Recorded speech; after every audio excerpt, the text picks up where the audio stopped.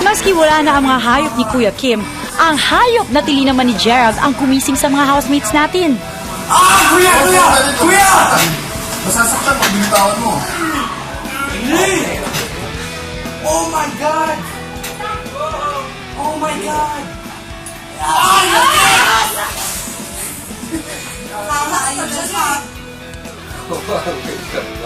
First day ni Brenda sa bahay ni Kuya at nagpa siya munang maglakad mag-isa sa garden. Parang tinatansya pa niya mga kasama. Maya-maya, sinamahan naman siya ni Fred at Waki sa garden. Kasi parang iniisip ko yung purpose ko dito. Parang meron akong personality sa bawat isa sa inyo.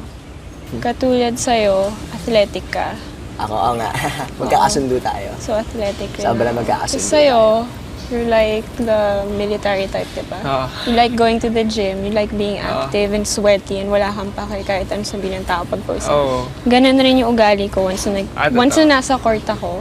Wala akong pakialam. Tapos si Claire naman, sa mga pageants, kasi sumali na ako ng pageant. Kasi ang dami kong personality. Minsan, yun nga, moody ako. Minsan, isang personality pinapakita ko. Tapos the next day, iba na naman. Sa kanyang first meal, siya din ang pinagdasal. Thank you, Lord, for giving us this meal. Maraming pong salamat na nakilala ko yung mga housemates. So far, they're really nice. Black. Muling tumahimik si Brenda, pero hindi lang siya ang quiet at that time. Fred, tahimik. Padaldali natin si Fred. Biglang tumahimik. Ikaw, Fred. Alam mo, Fred, malamang naman kahit nandun si Nina sa labas, lagi niya sinasabi, Fred, siguro nga, nakikita ka na niya sa TV, no? Hihintay sa'yo yun sa labas. Matapos mag-breakfast ang mga housemates, tumuloy sa morning chikan sila Mommy Jam. Ay, namiss ko na yung baby ko. Nakakailang operation na si Miggy, isa pa lang. Isa pa lang. Magkano yung pangalawang 100. Yung una? 100. Yung pangalawa, 100 din. 100 din. Yung pangatlo? Mga 100 din. Basta lahat 100. Eh di, Mami, hindi siya nagkamitin. Hindi siya nagkangipin. Pero ngayon Nagkangipin siya dito. Di ba may gums tayo dyan pag ganyan, dalawa. Pwede ba pag baby, dalawang agad yung ngipin? Siya isa lang dito. Kasi dito, wala siyang gums dito kasi tunnel na. Punta siya loob. Yung unang opera niya, grabe, dilagay lang siya doon sa may recovery room. Didilagay na siya doon. Tapos, Wala na siyang malay. puro dugo talaga yung dito. Tapos yung damit ko, dugo. Kasi hawak ko siyang ganon. Tapos hindi ko siya pwede galaw. Tahi talaga. Kita mo talaga yung tahing ganon.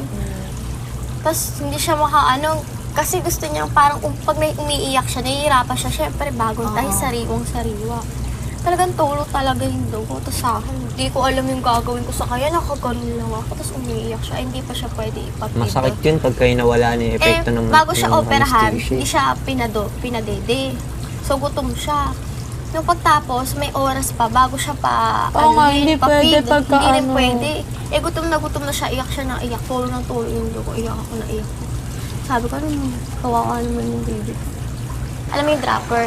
Yung pampainom ng vitamins sa baby. Ina-dropper ko, kasi ginaganyan ko sa bibig niya dito sa gilid. Ginagano ko hanggang sa maubos, tapos gumaganyan ganyan siya habang umiiyak. Kasi ayaw niya. Pero pinagtiisan ko yun. Pag madaling araw, gigising ako, iiyak siya, gagawa na naman ako ng gatas, i-dropper ko na naman siya, at ina-add ko ka na. Ganun talaga. Tinrapper ko siya ng ilang months, 3 buwan. Kahit bumalik ako doon sa trabaho, para lang maayos yung gagawin. Hindi na kailangan namin.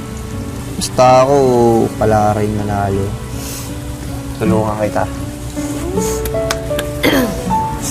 Para kay baby Mickey.